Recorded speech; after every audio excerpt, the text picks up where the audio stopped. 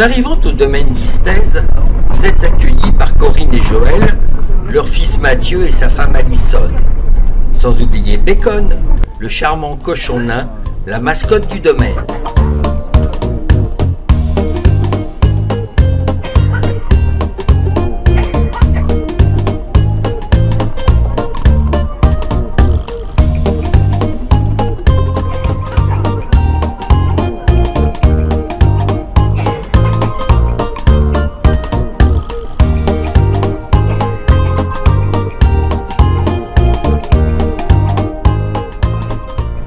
À la recherche de tranquillité, de sécurité et de convivialité, faites une halte d'une ou plusieurs nuits au domaine avec votre camping-car. Un espace dédié vous y attend.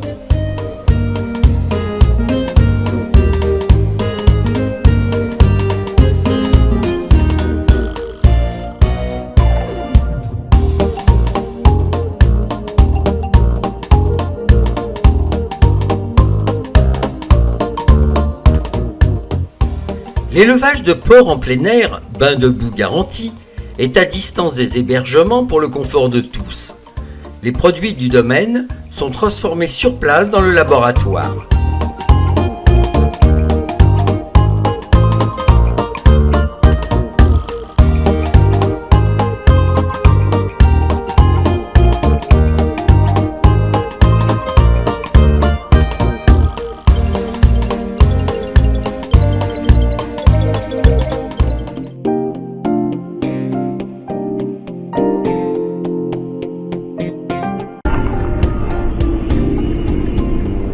Pont-en-Royans, situé à l'entrée des gorges de la Bourne, est l'une des portes d'entrée du parc naturel régional du Vercors. Le village est reconnu comme l'un des bourgs les plus curieux en Dauphiné grâce à ses maisons suspendues aux façades colorées qui dominent la Bourne, ses remparts, le pittoresque de Serrouel, son pont.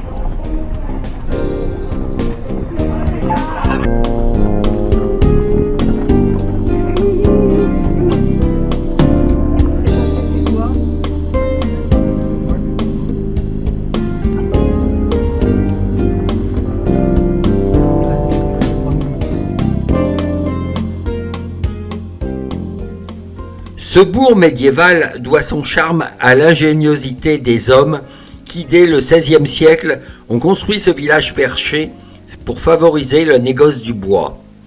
Les maisons suspendues sont uniquement visibles de l'extérieur. Le site des maisons suspendues, au-dessus des eaux de la Bourne, inscrite au titre des monuments historiques en 1944, avait impressionné Stendhal. Il faut l'admirer de la rive gauche de la Bourne.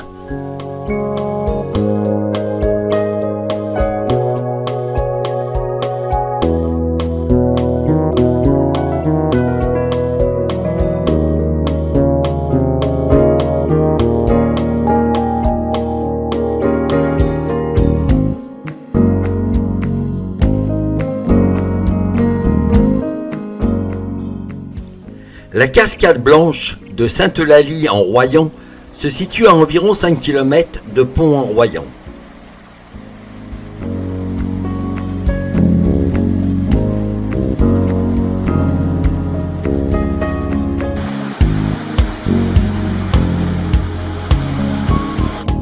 La cascade blanche sur la rivière Vernaison, qui descend tout droit du Vercors en passant par les grands et les petits goulets, est un lieu de fraîcheur, d'autant plus que son accès à pied depuis Sainte-Eulalie en Royan est facile.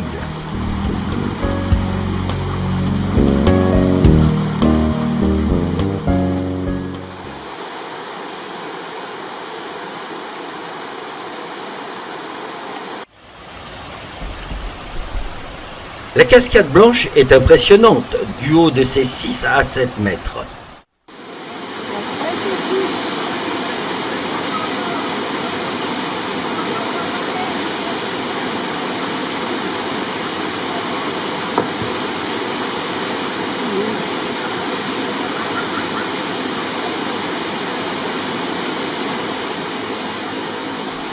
Petit rappel, la baignade y est interdite, mais pas les sauts a priori.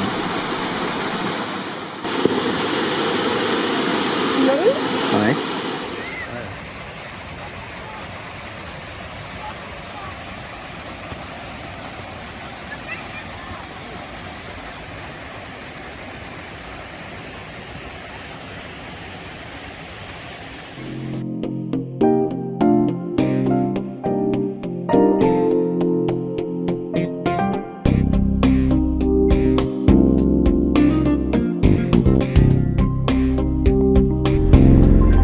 quittons Pont-en-Royans sous la pluie. Direction le cirque de Saint-Même, dans le massif de la Chartreuse.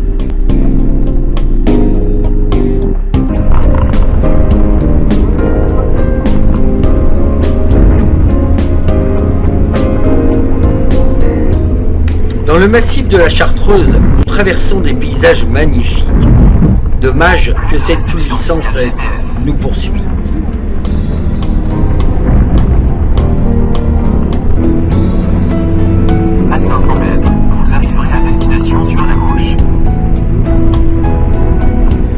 Nous voici arrivés où je comptais passer la nuit.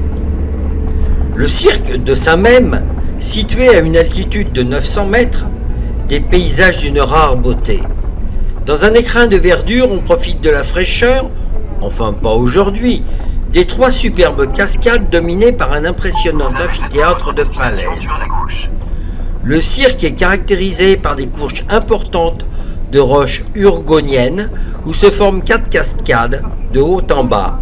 La cascade des Sources, la Grande Cascade, la cascade isolée et la pisse du Guillet, dominée par des falaises calcaires de 500 mètres de haut.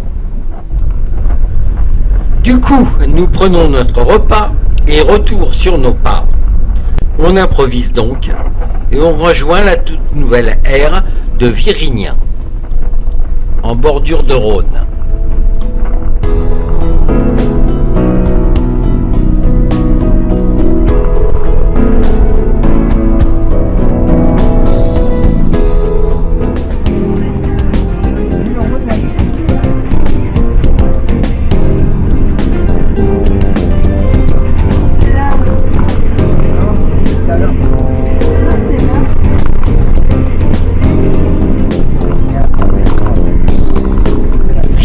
Est située sur les bords du Rhône. Elle se trouve dans la partie entre le fleuve et son canal de dérivation. En amont, le défilé de Pierre Châtel contrôle le passage du Rhône.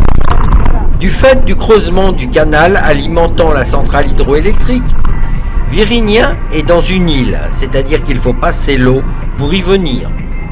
Virignan se trouve dans une plaine constituée par un ancien lit du Rhône à la fin de l'ère glaciaire.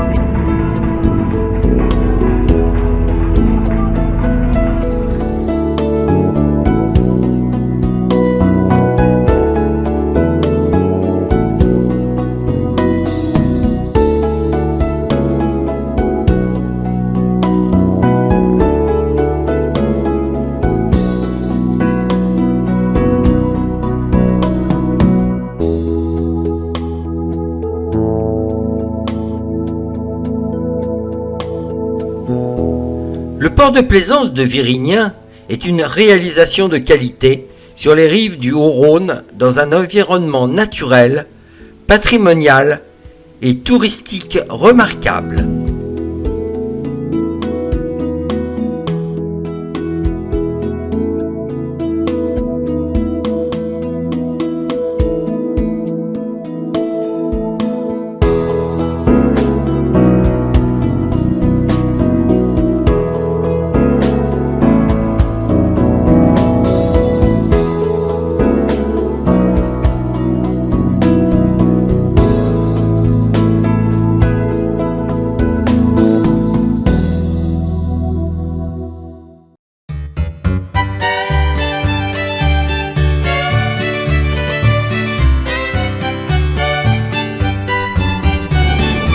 La météo s'annonce très médiocre pour la journée, mais cela devrait s'arranger à partir de demain. Nous décidons donc de faire une boucle autour du lac du Bourget et de revenir ce soir à notre point de départ.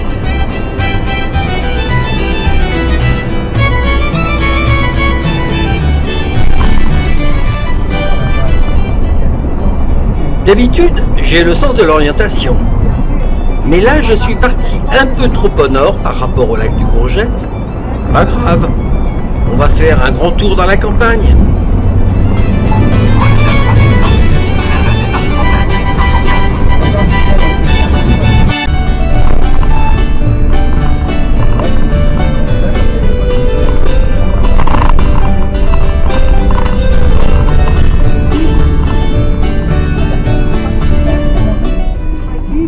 Au hasard des routes de campagne, un sympathique petit village, avec son lavoir, son four à pain et un travail à ferrer, datant du siècle dernier. Et surtout un très beau parking, on pourrait même y passer la nuit.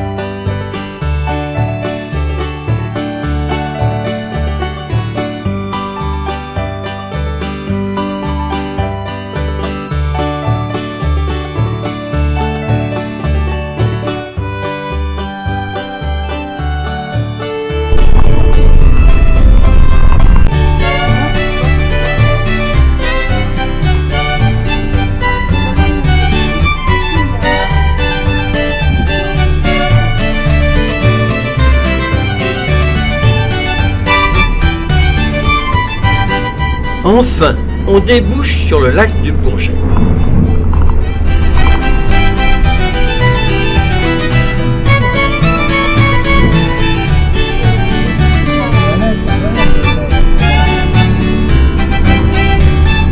Le lac du Bourget, le plus sauvage, mais aussi le plus grand lac naturel de France. D'une superficie de 44,5 km², le lac s'étire tout en longueur dans un axe nord-sud sur 18 km et avec une largeur comprise entre 1,6 et 3,5 km. Sa profondeur moyenne est de 85 mètres et sa profondeur maximale de 145 mètres.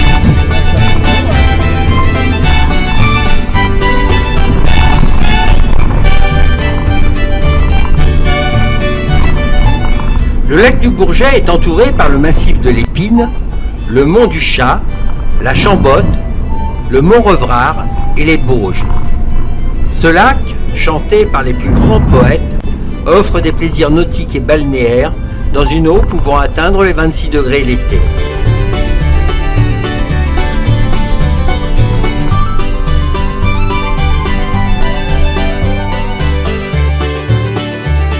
Le lac du Bourget offre des rivages chatoyants et romantiques à Aix-les-Bains. Sur l'autre rive, à partir du Bourget du lac, la côte sauvage côtoie les montagnes boisées de la Dent du Chat.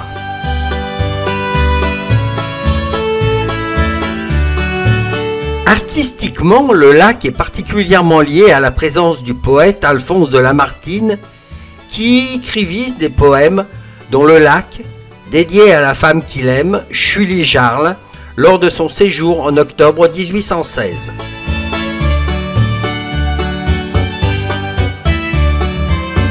De l'autre côté du lac, l'abbaye royale d'Haute-Combeste est une abbaye en activité. Elle a été fondée en 1125 par Amédée de Lausanne avec l'aide du comte Amédée III de Savoie.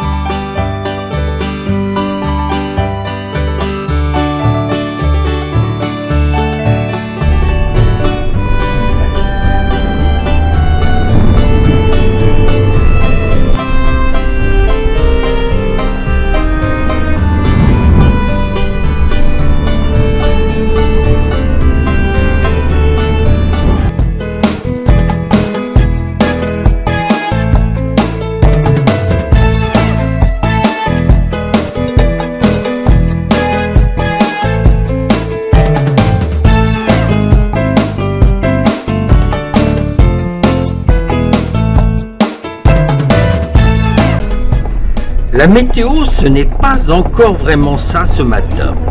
Mais cela devrait se lever dans la journée. Va-t-on découvrir le soleil ?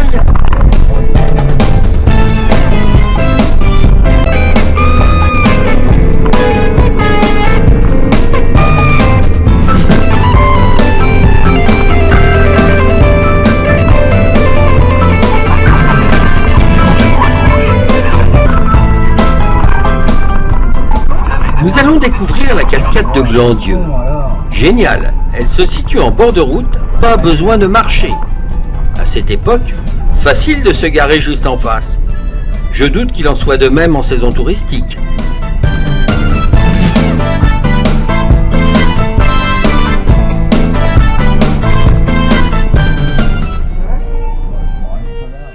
Duglan, ce n'est pas le nom du restaurateur, mais celui de la rivière qui serpente dans le lieu dit de Glandieu.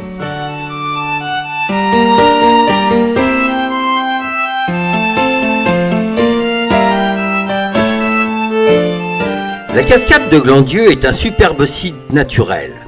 Elle est localisée dans l'Ain, dans le Bugey plus exactement. Cette chute d'eau est un lieu immanquable dans cette partie de la France. Elle est située juste à la limite entre les communes de Groslay-Saint-Benoît et de Brégnier-Cordon, dans le hameau de Glandieu. Les eaux de la chute sont celles de la rivière Gland qui descend vers le Rhône. Il s'agit d'un ensemble de 2 chutes successives. Elle jaillit de plus de 60 mètres de hauteur pour plonger dans la plaine du Rhône. Le panorama y est réellement impressionnant.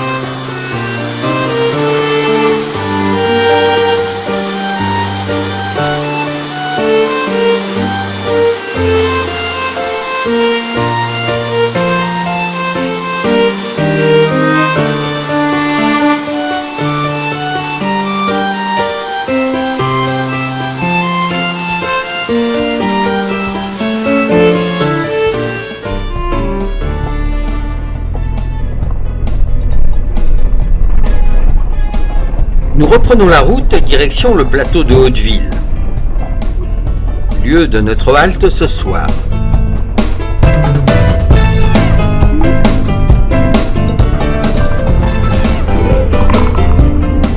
Situé au cœur du Bugey, à l'extrémité sud du massif du Jura, le plateau d'Hauteville s'étend à une altitude de 850 à 1234 mètres. Son flanc est dominé par une crête culminant à 1234 mètres, le sommet de Planachat.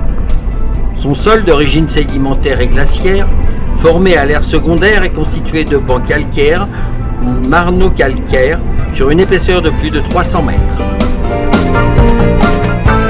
Nous nous dépêchons un peu. Il est prévu que nous arrivions à la chèvrerie de la Ramasse, accueillant France Passion, pour assister à la traite des chèvres.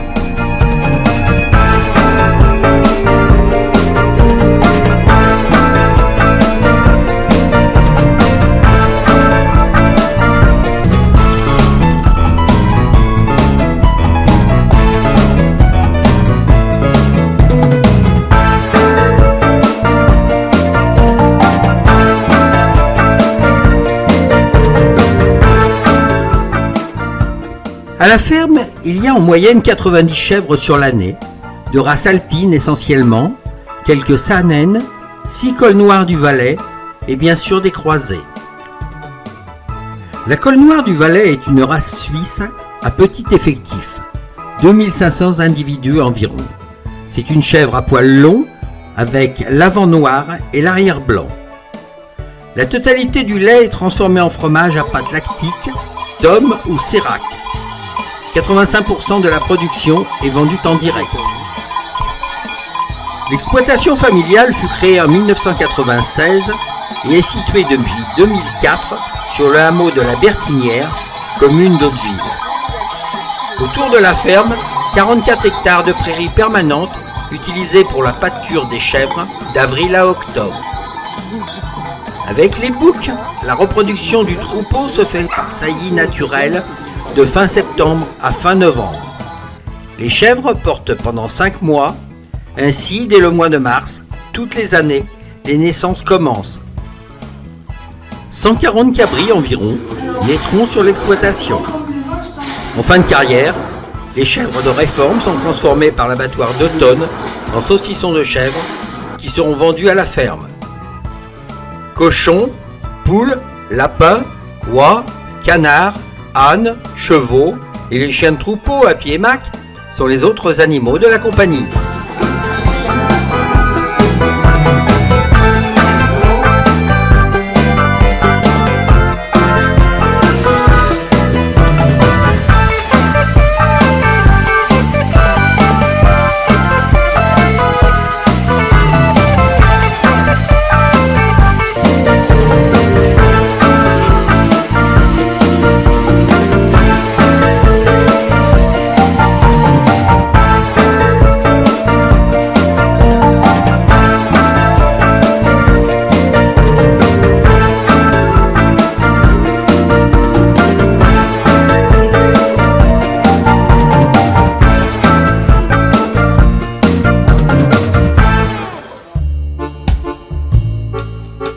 Avant de quitter la chèvrerie, nous avons fait une petite balade à la cascade de la Charabotte. Voilà ce que nous aurions dû voir.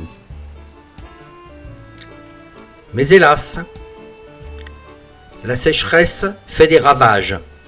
Et comme il y a quasiment plus de neige, les cascades se vident. Nous en ferons la mère expérience à plusieurs reprises.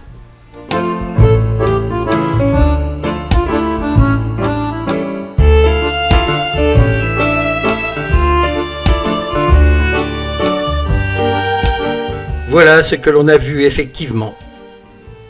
C'est la même pourtant.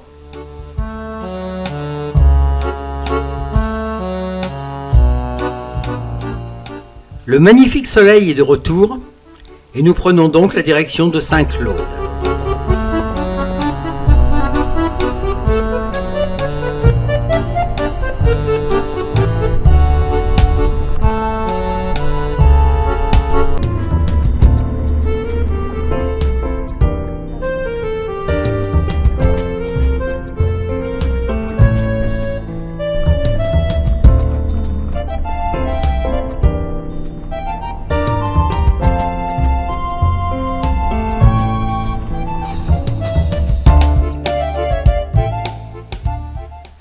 Halte déjeuner au lac de Silence. Côté ouest, se distinguent encore les ruines de l'ancienne usine des glacières qui commercialisait la glace extraite du lac jusqu'à 40 cm d'épaisseur de glace jusqu'en 1917.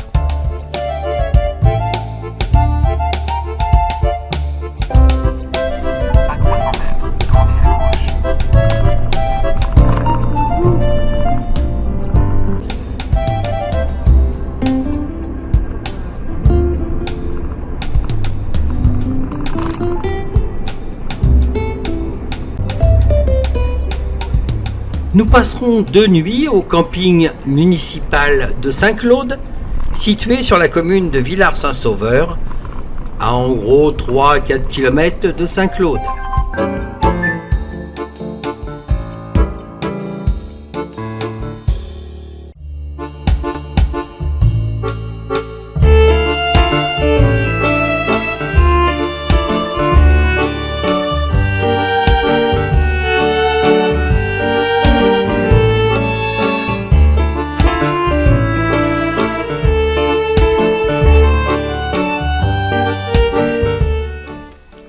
La cathédrale Saint-Pierre, Saint-Paul et Saint-André de la ville de Saint-Claude, place de l'Abbaye, est classée monument historique.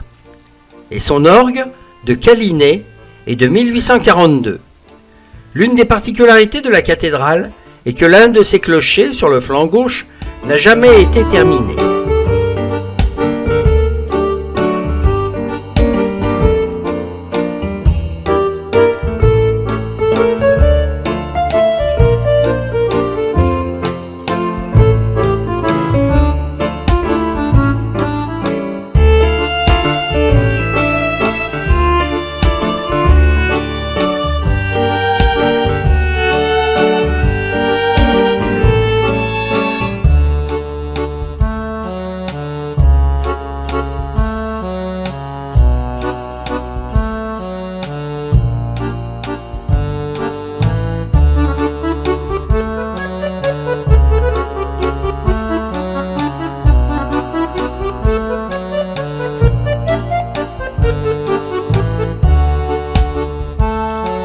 Au fond d'une vallée dominée par des sommets de plus de 1000 mètres, les cascades du Flumen laissent un souvenir inoubliable.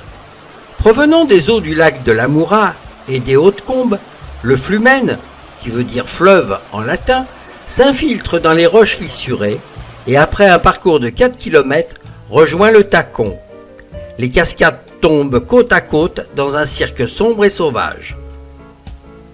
Arlette, beaucoup plus courageuse que moi, a fait le trajet, grimpant parfois, descendant d'autres, jusqu'aux cascades.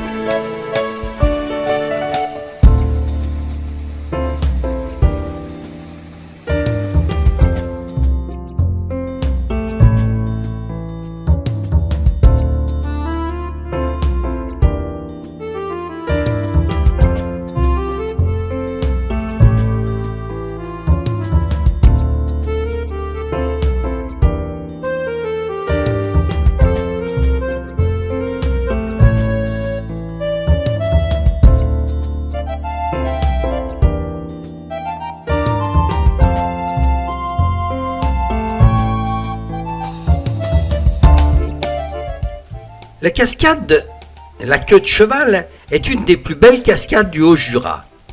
Le torrent effectue dans le fond de cette combe 2 sauts dans le vide. Ces sauts d'une trentaine de mètres à chaque fois sont spectaculaires en période de pluie. Des marcheurs autochtones nous ont conseillé de rebrousser chemin, car pas d'eau à la cascade, donc inutile de crapahuter dans des chemins escarpés pour ne rien voir.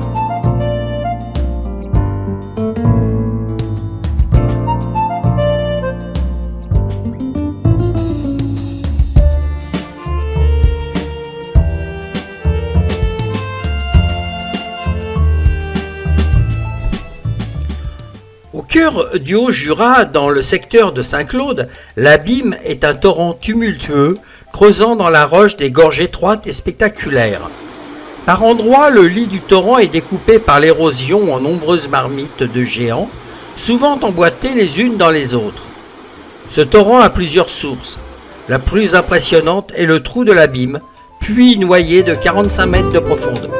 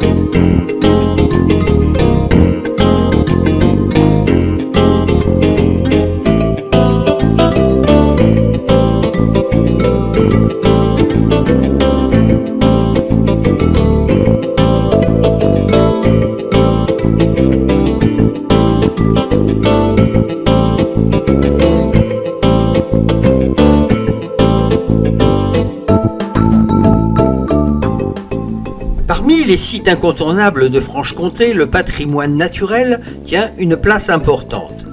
Parmi ces lieux naturels à voir en pays comtois, les cascades du Hérisson, un enchaînement de chutes d'eau aussi spectaculaires en hiver que pendant la belle saison. Petite rivière de 20 km de longueur, affluent de l'Ain, le Hérisson est aussi surnommé le torrent aux 31 cascades. Les 7 plus belles d'entre elles sont visibles au cours d'un parcours de 3,7 km. En remontant le cours de la rivière, on a vu dans l'ordre l'Éventail, plus de 65 mètres, Arlette a vu le Grand Saut, 60 mètres, et la toute dernière tout en haut, le Saut Girard, 35 mètres. Hélas, très peu d'eau, les 4 autres étant carrément asséchés.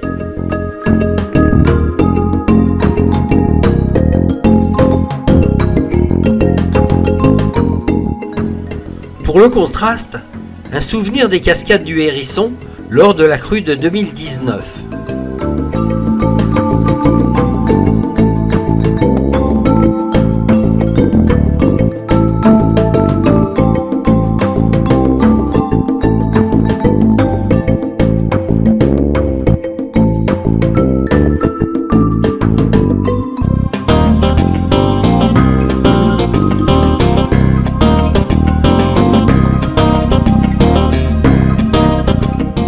Le Grand Saut, 60 mètres de hauteur.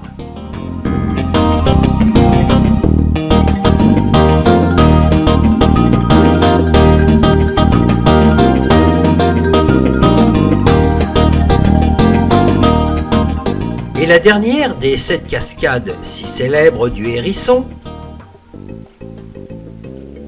le Saut Girard, 35 mètres de haut.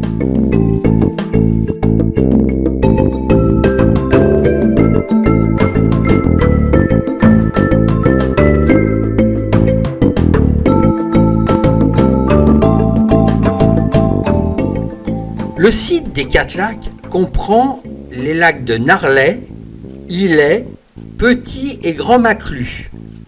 Le belvédère des 4 lacs est un point de vue magnifique sur ces lacs. Le site des 4 lacs, riche de sa biodiversité, offre de superbes paysages en toute saison. Narlet, Illet, Petit et Grand Maclus sont les lacs dominés par le pic de l'Aigle, un crête de 993 mètres. Le lac de Narlet est le plus profond avec ses 48 mètres. Illet est aussi appelé le lac de la Motte car il a la particularité de posséder une île ou motte. Des fouilles archéologiques attestent que la Motte était déjà habitée au Néolithique.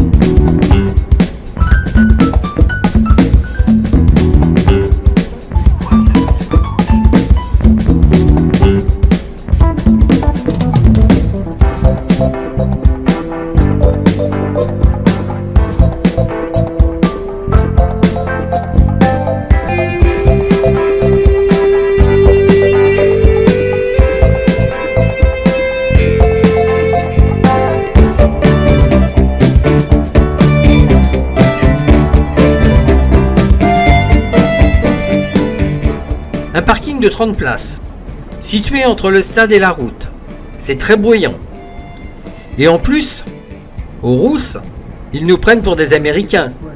8 € les 5 minutes d'eau, même pas de quoi faire un plein.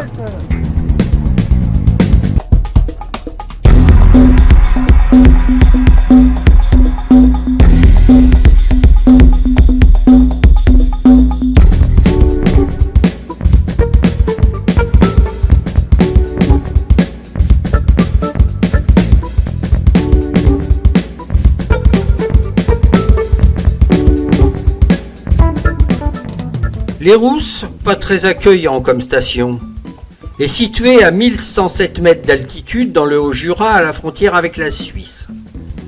Pour la petite histoire, c'est aux Rousses que naquit en 1900 sous l'égide de Victor Félix Péclet, maire de la commune à l'époque, la pratique du ski en France.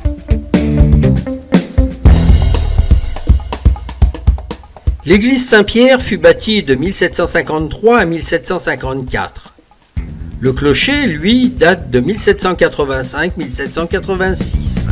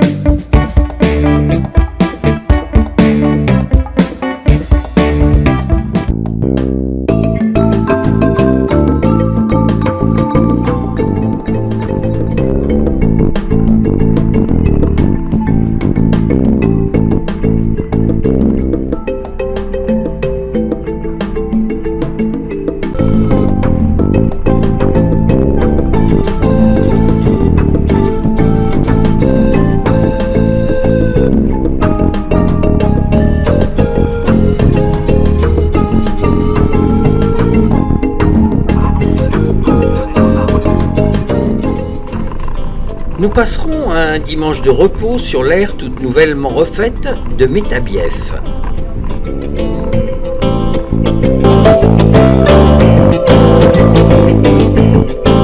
Dès le XVe siècle, le développement de la commune de Métabief, que nous atteindrons dans quelques instants, connut un essor grâce à l'exploitation des mines de fer, dit limonite de Métabief, dont la fonte était extraite dans les hauts fourneaux de Rochejean et Pontarlier. Au milieu du XIXe siècle, les habitants réorientèrent leur activité sur l'agriculture et la production laitière, avec aussi la fabrication du gruyère de comté et le vacherin Mont-d'Or.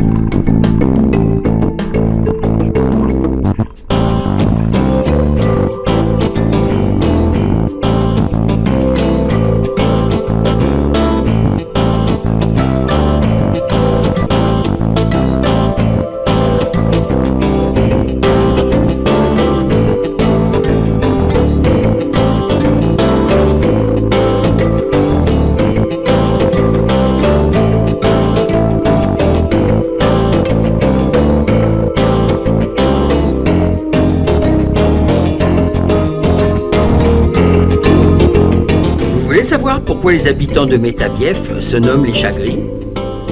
Le gentilé, à savoir la dénomination des habitants d'un lieu, s'obtient bien souvent à partir de la racine du village, de la ville, de la région, auquel est ajouté un suffixe. Le Gard, par exemple, ce sont les Gardois. Mais dans le Doubs, et encore plus dans le Houdou, de nombreux gentilés sont issus de l'histoire ou de querelles de clochers. Ce qui semble être le cas des Chagris, le nom des habitants de Métabief. En fait, c'est une histoire amusante. Lors de la construction du tunnel sous le Mont-d'Or, entre 1910 et 1915, des chats étaient envoyés, dit-on, pour vérifier qu'il y avait suffisamment d'air pour que les hommes puissent s'y engouffrer. Quand ils en ressortaient, ils étaient tout gris. L'histoire est amusante, mais est-elle vraie pour autant ?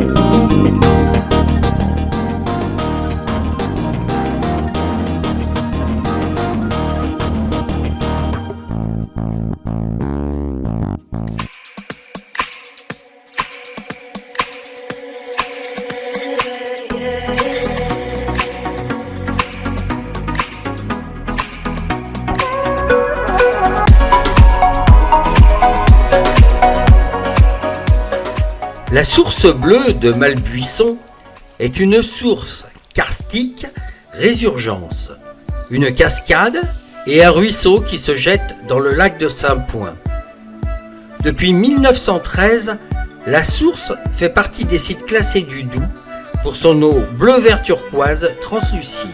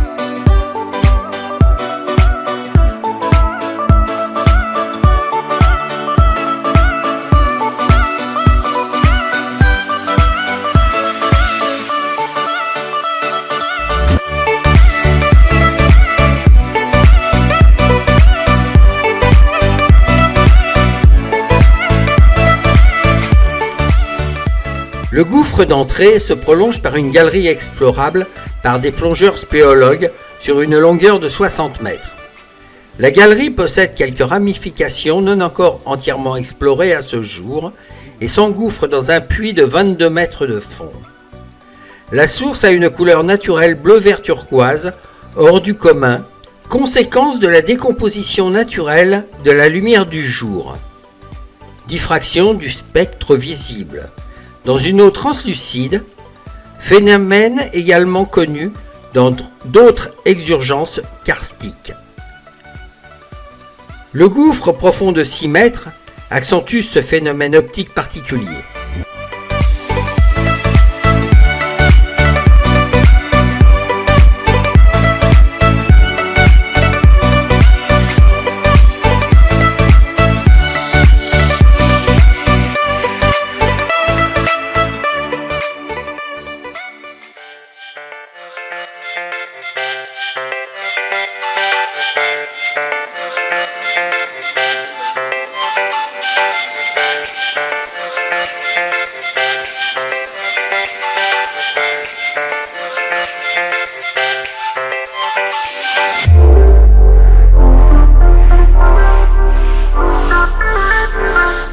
Ça fait plaisir de voir qu'il n'y a pas que des moutons dans le Haut-Jura.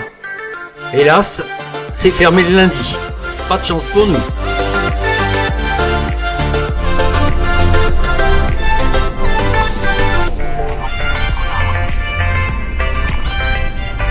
Le Doubs est une rivière française et suisse. C'est le principal affluent de la Saône et par conséquent un sous-affluent du Rhône. Sa longueur totale est de 453 km, dont 430 sur le territoire français et 85 sur le territoire suisse. Une partie de son tracé faisant office de frontière entre les deux États. Il prend sa source dans une cavité du massif du Jura, située sur la commune de Mout, à 945 mètres d'altitude. Il se jette dans la Saône, à Verdun-sur-le-Doubs, à 175 mètres d'altitude.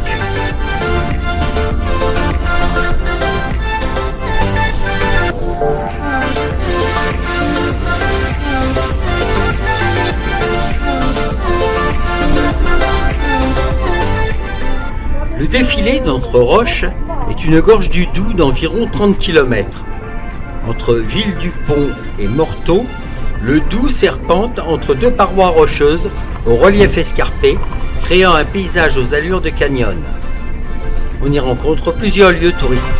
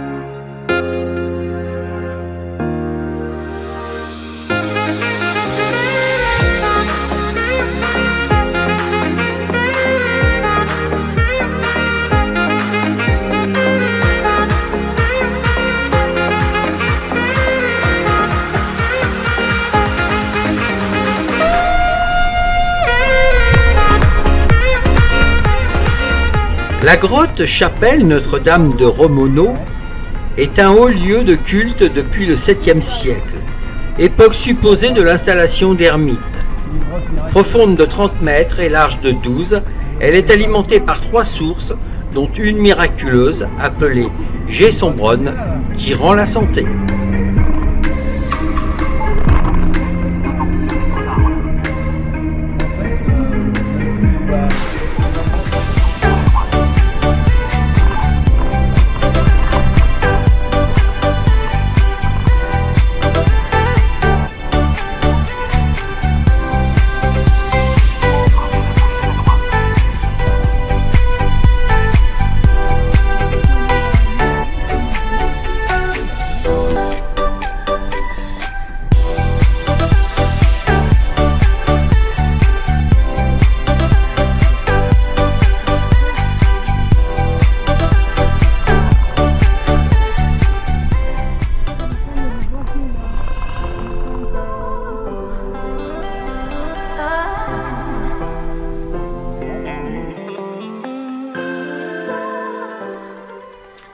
À Villers-le-Lac, le Doubs est bien bas cette année encore à cette saison.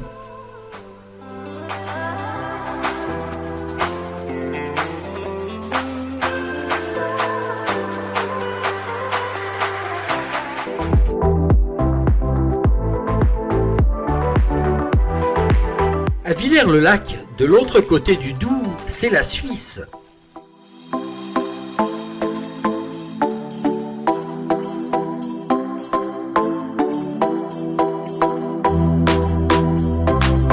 Depuis le pont de Villers-le-Lac, on peut constater l'absence d'eau dans le Doubs. Grâce aux pluies de juillet, le niveau du Doubs est de 7 mètres en dessous de sa côte. À titre d'exemple, l'an dernier, c'était 14 mètres. Nous démarrons donc la croisière à la hauteur du port de Chaillé-Exon, à 2,5 km des bureaux et embarcadères habituels.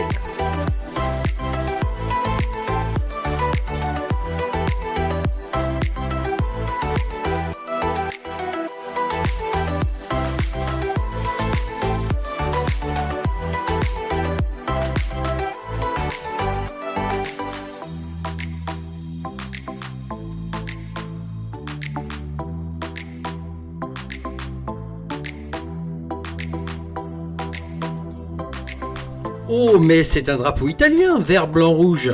Mais non, il y a la petite croix blanche helvétique, en haut, à droite. Il s'agit de l'étendard du canton suisse de Neuchâtel.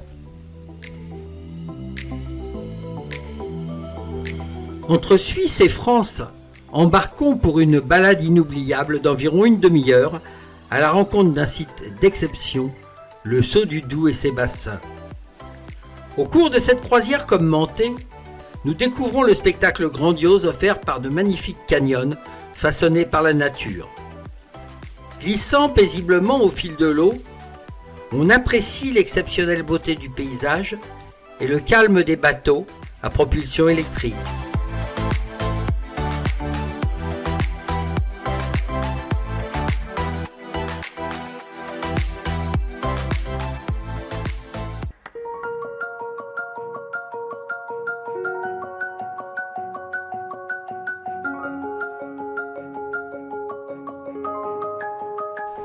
Les bateaux promenades nous font naviguer sur les méandres de la rivière depuis le lac de Chaillesson, appelé également le lac des Brenets. On pénètre ensuite au cœur de vastes bassins appelés gorges du Doubs, dont les hautes falaises abruptes et sauvages semblent toucher le ciel. C'est un véritable trésor qui a façonné le Doubs au sein de magnifiques canyons.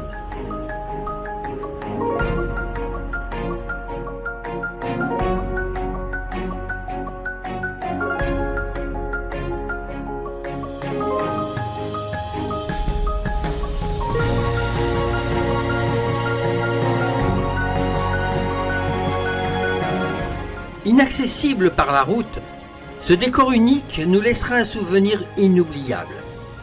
L'ensemble bassin et saut du Doubs est classé grand site national.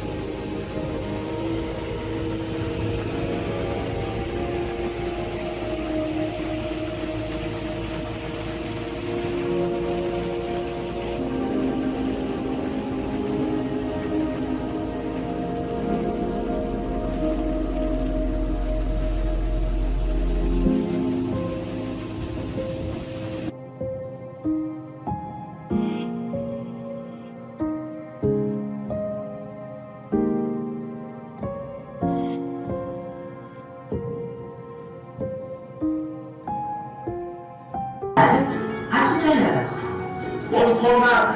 À tout à l'heure.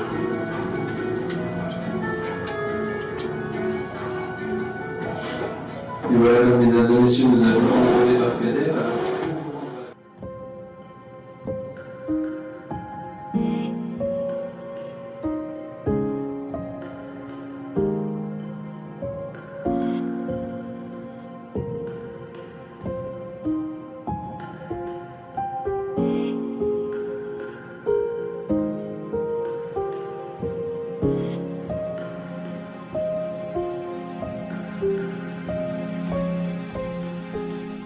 Une escale au Saut du Doubs, merveille de la nature située à la frontière franco-suisse, nous permet d'accéder au belvédère qui domine l'impétueuse chute de 27 mètres de hauteur.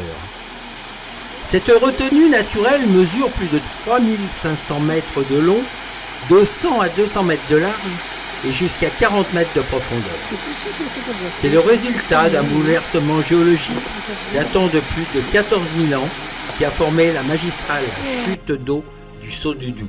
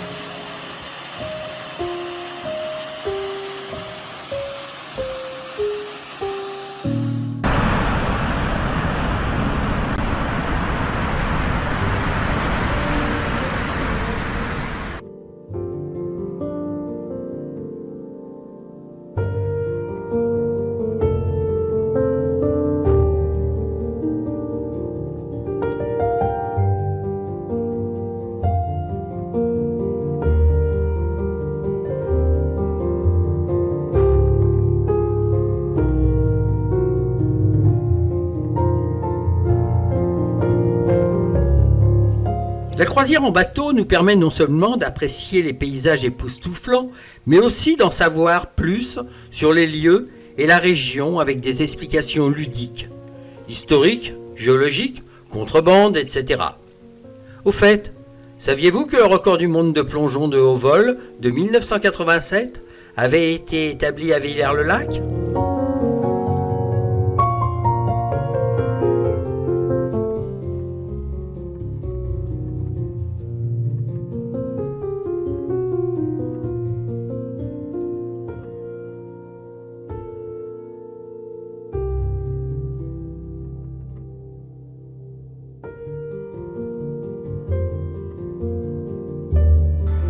Certaines années, comme en 1973 et en 1985, la couche de glace atteint les records en dépassant les 80 cm. On peut alors trouver une opportunité pour les bûcherons qui, avec leur tracteur forestier,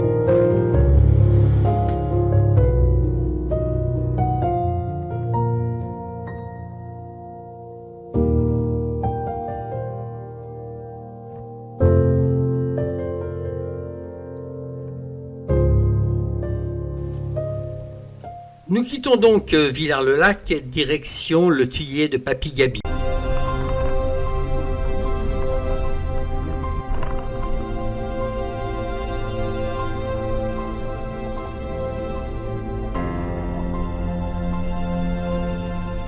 Un lieu incontournable de la Franche-Comté et des montagnes du Jura, où jour après jour s'élaborent de savoureuses salaisons de tradition façonnées à l'ancienne. Situé à 900 mètres d'altitude, le Thuillier de Papy-Gaby est le plus impressionnant de la région avec ses 18 mètres de haut, où flotte en permanence un nuage de fumée aux arômes de sapin et d'épicéas.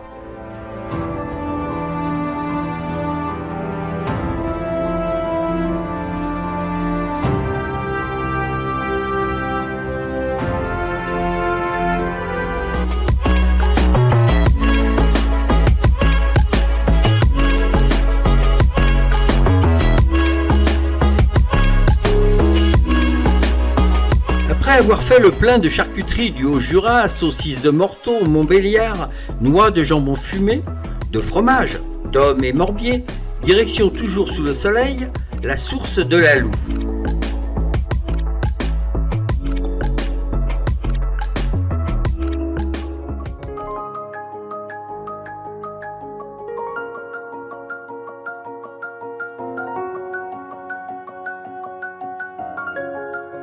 Bonjour les vaches. Vous êtes jolies comme tout. Oh, c'est gentil, t'as posé. Au revoir la vache. Les vaches, vous êtes toutes belles. Elles sont belles.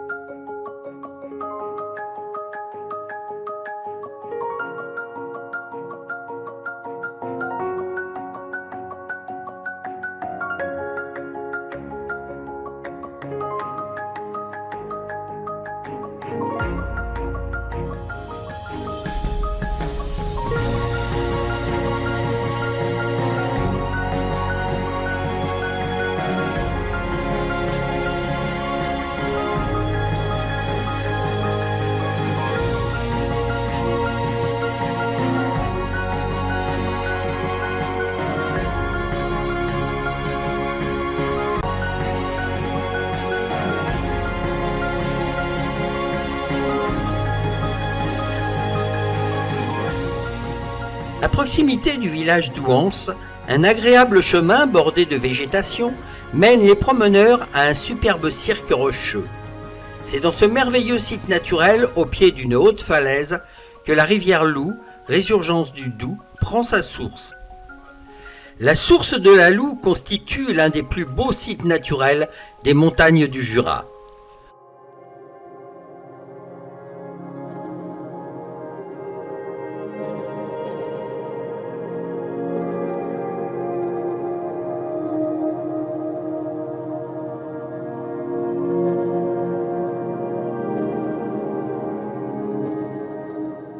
D'une vaste grotte large de 60 mètres et haute de 30, située dans un cirque rocheux impressionnant, au pied d'une falaise haute de 104 mètres, elle offre un spectacle éblouissant.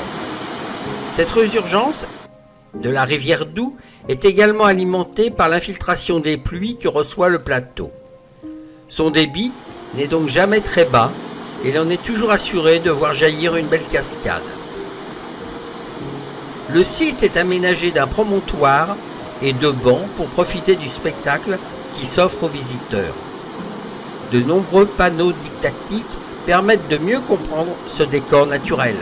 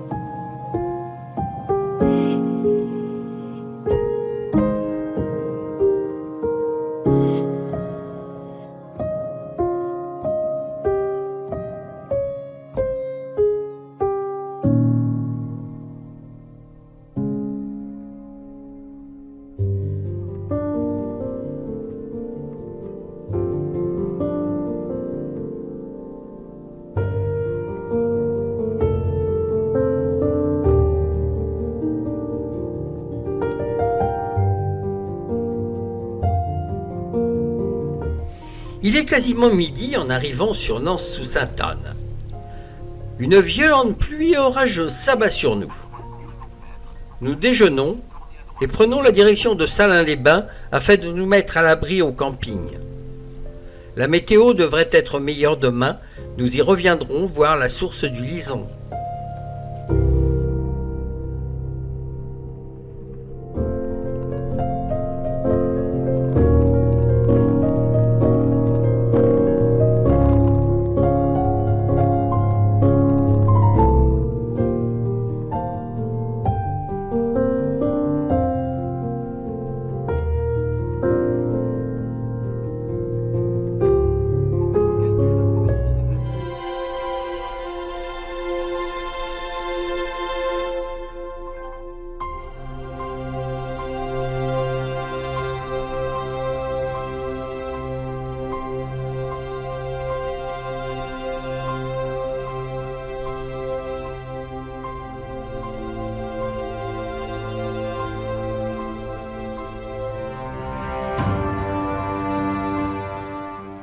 Vers 16 heures, le soleil est enfin revenu.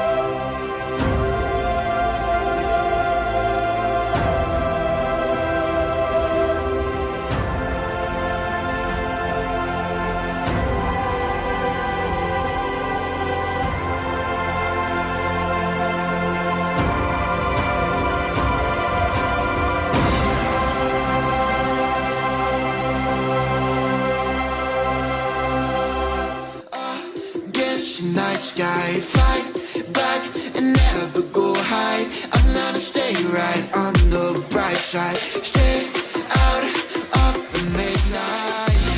Oh, in the bright side.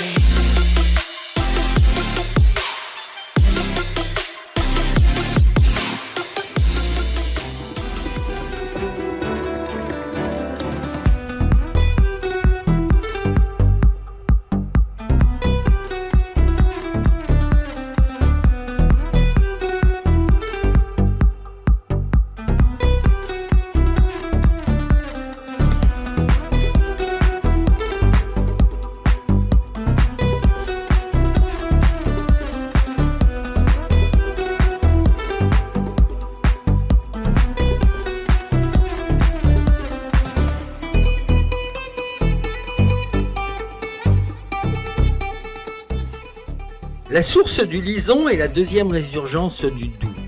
Les eaux souterraines refont surface dans le porche d'une belle grotte avant de faire un saut dans une grande vasque. De là, le Lison parcourt 25 km pour se jeter dans la Loue. Le réseau souterrain entièrement noyé a été exploré par les spéologues, plongeurs, sur 1018 mètres. Le siphon de la résurgence a une profondeur de 29 mètres. Cette source restitue l'eau s'infiltrant sur le plateau de Champagnole, soit un bassin drainant de 114 km².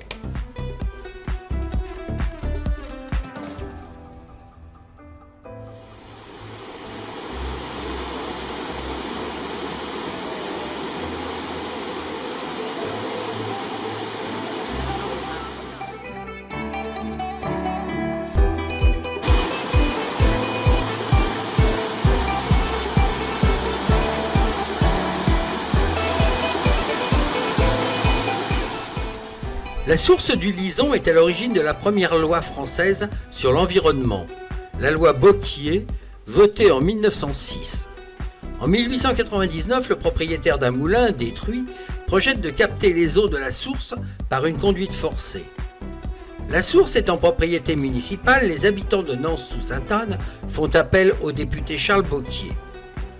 2 procès gagnés par les habitants mettent un terme au projet en 1902. La source sera classée en 1912.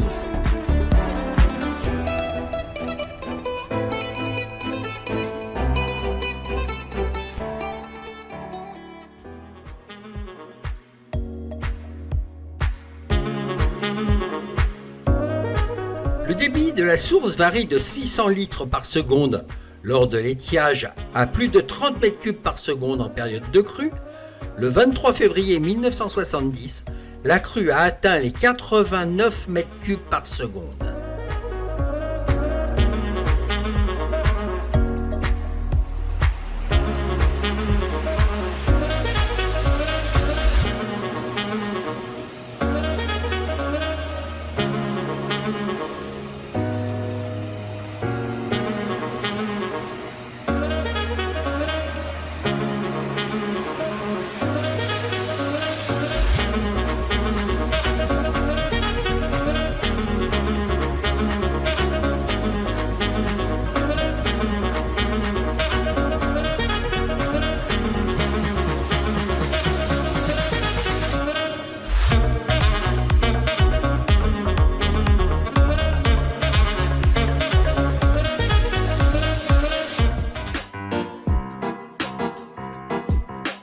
L'embranchement pour atteindre l'aire de camping-car de Mesnay est tellement bien étudié que l'on a intérêt à aller faire demi-tour plus loin.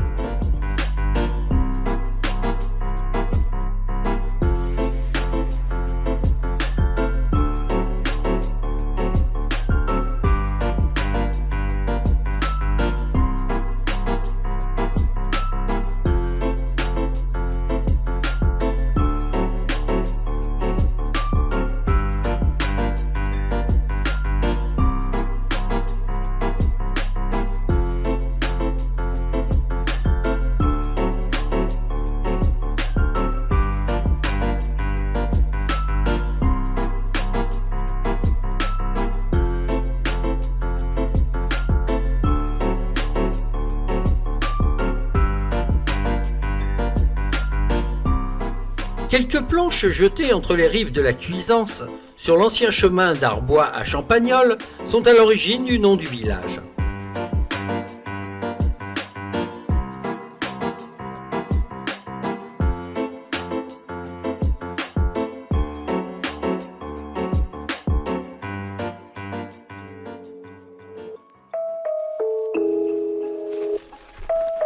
La reculée d'Arbois, aussi connue sous le nom de reculée des Planches, est une reculée du massif du Jura.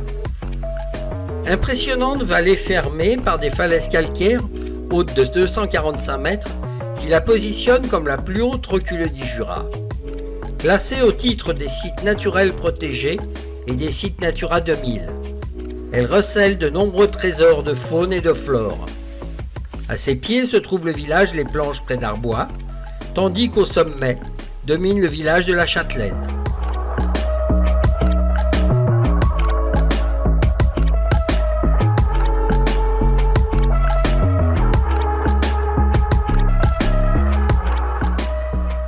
Site incontournable du territoire situé au pied de la reculée dans le village des Planches près d'Arbois, on découvre la cascade des Tuffes et ses bassins. Un endroit plein de charme et de beauté. Alimenté par la Cuisance qui prend sa source au cœur de la reculée et ressurgit par de nombreuses cavités creusées dans le tuf, roches calcaires d'origine sédimentaire. La cascade des Tuffes offre un spectacle à couper le souffle. Cette cascade se situe à l'orée d'un bois. On ne s'attend pas du tout à une telle splendeur lorsqu'on en emprunte le chemin. En aval de la cascade, l'eau de la Cuisance s'étend sur des plateaux jaunes et plats de différents niveaux, appelés travertins ou tufs calcaires. C'est l'une des plus belles cascades du Jura.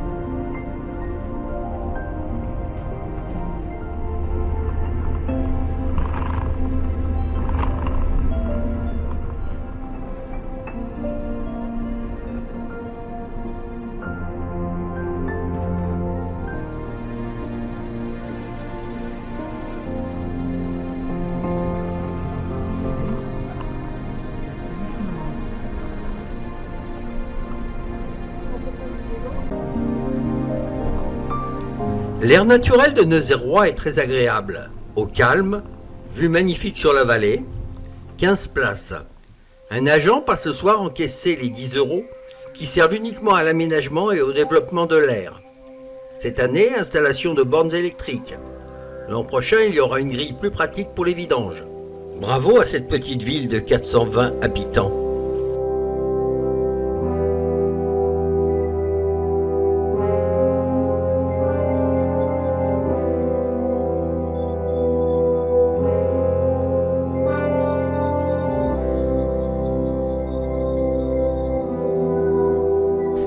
Si le tourisme à Nozeroy est si réputé, c'est grâce à l'histoire atypique de la ville. Autrefois, fière cité des ducs de Châlons, aujourd'hui, s'il ne reste que des traces de l'ancien château, on peut néanmoins admirer la tour de l'horloge, jadis entrée principale de Nozeroy. Construite au XVe siècle, elle s'élève toujours fièrement à l'entrée de la cité.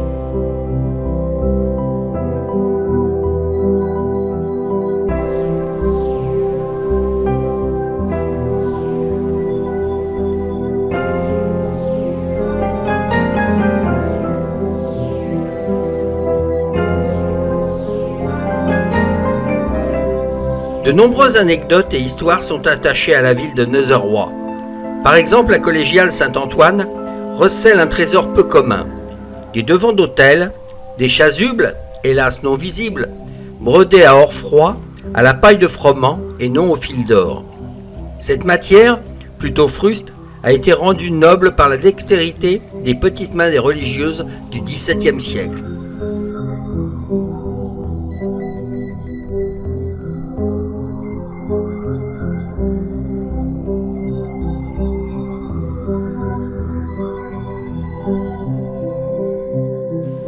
Le château de Nozeroy ou palais de Nozeroy est un ancien luxueux palais en ruine du XVe siècle, surnommé à l'époque la Perle du Jura, construit sur un château fort du XIIIe siècle.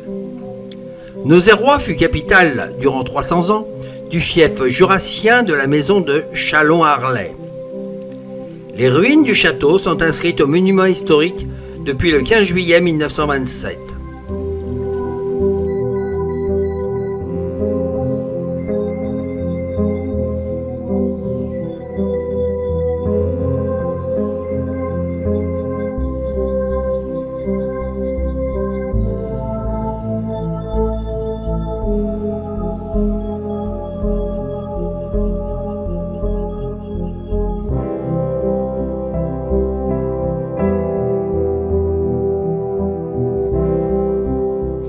Le site de la source de l'Ain demeure un lieu privilégié de promenade et de ressourcement au cœur d'une nature bien présente.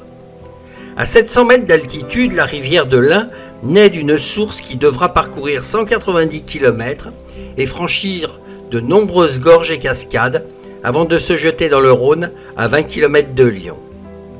Cette source aux deux visages peut en période de sécheresse ouvrir ses mystérieuses entrailles aux spéléologues confirmés, ou encore débiter 60 mètres cubes d'eau par seconde en période de forte pluie.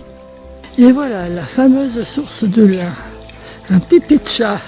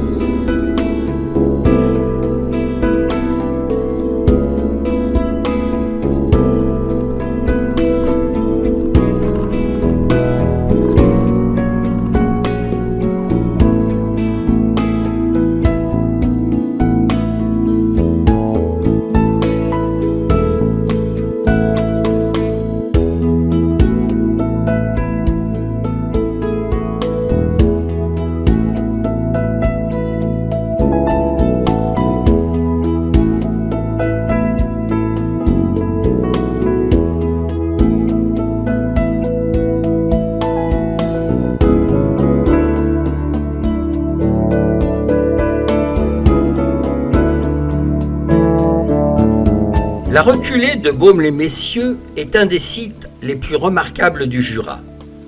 Le fond de la vallée est surplombé par des falaises spectaculaires de 200 mètres de haut, dont les belvédères montrent le cirque dans toute sa splendeur.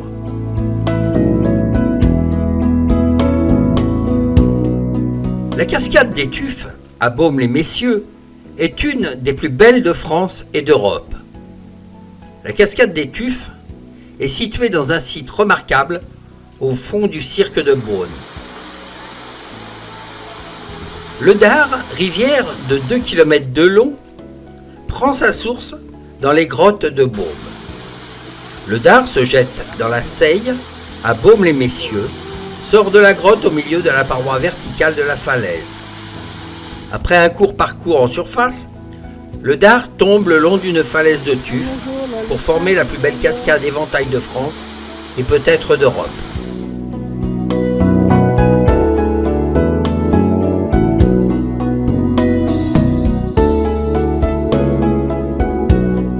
La grotte de Baume-les-Messieurs, joyau de la reculée, serpente 120 mètres sous terre et s'ouvre sur une entrée de 70 mètres, digne d'une nef d'église.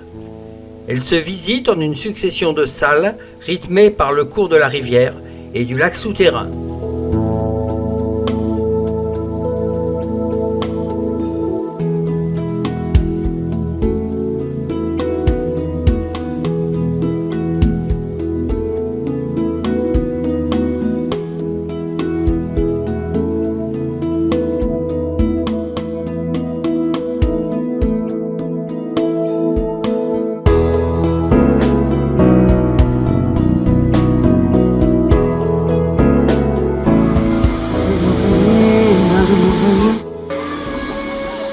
Dans ce décor majestueux et grandiose, nous avons eu le privilège d'assister au tournage d'un clip d'un groupe de danseuses venues d'ailleurs.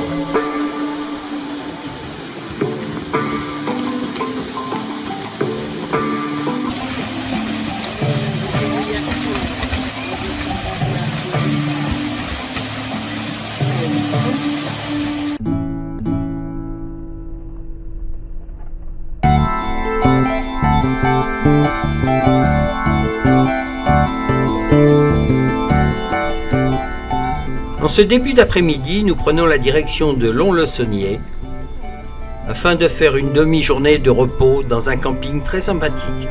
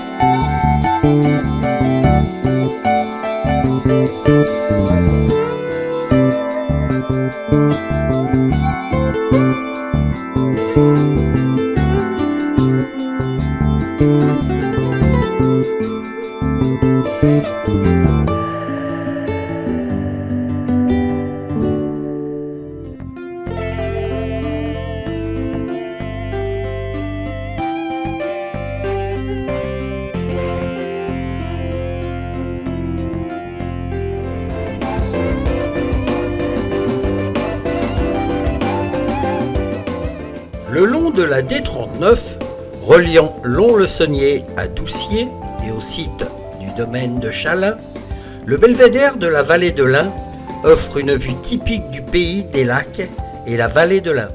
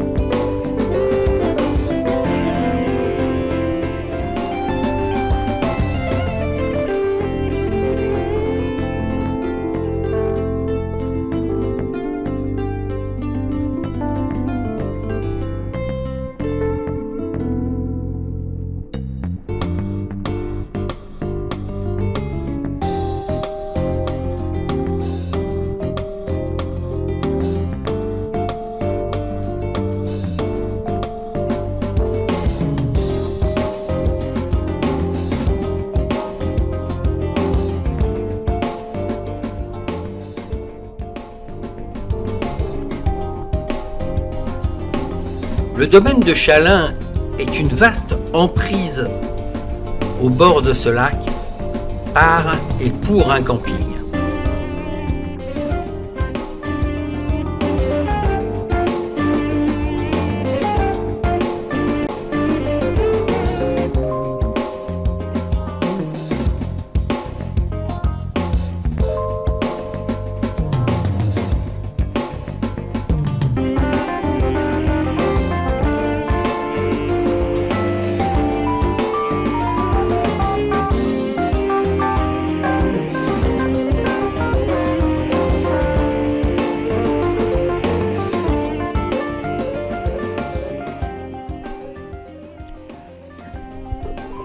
Le lac de Chalain est le plus grand lac naturel du Jura.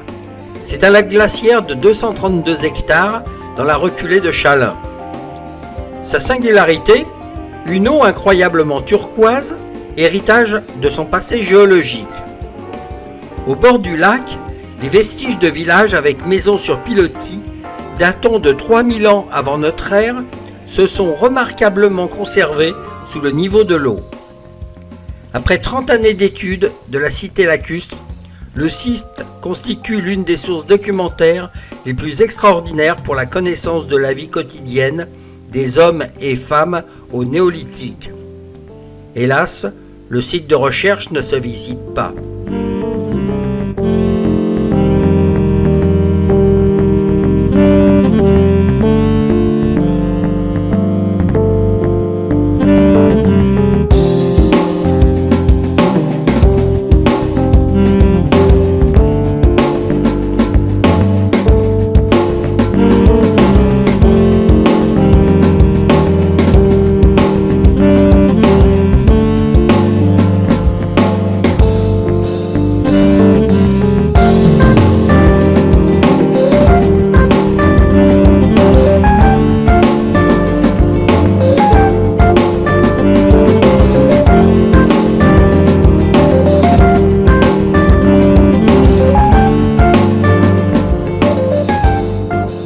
Mais ce retour au lac de Chalain fut surtout quelque chose de sentimental pour Arlette.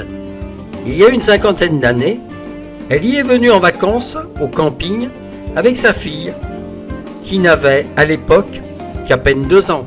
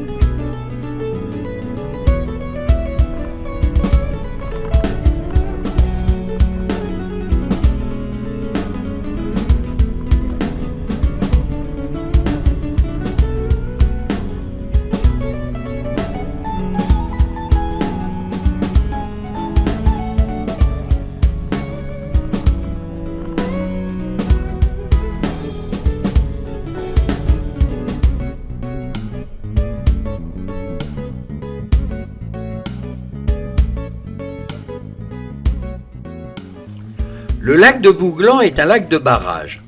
Il est créé et mis en eau en 1968 avec la mise en service du barrage de Vouglan établi sur l'Ain.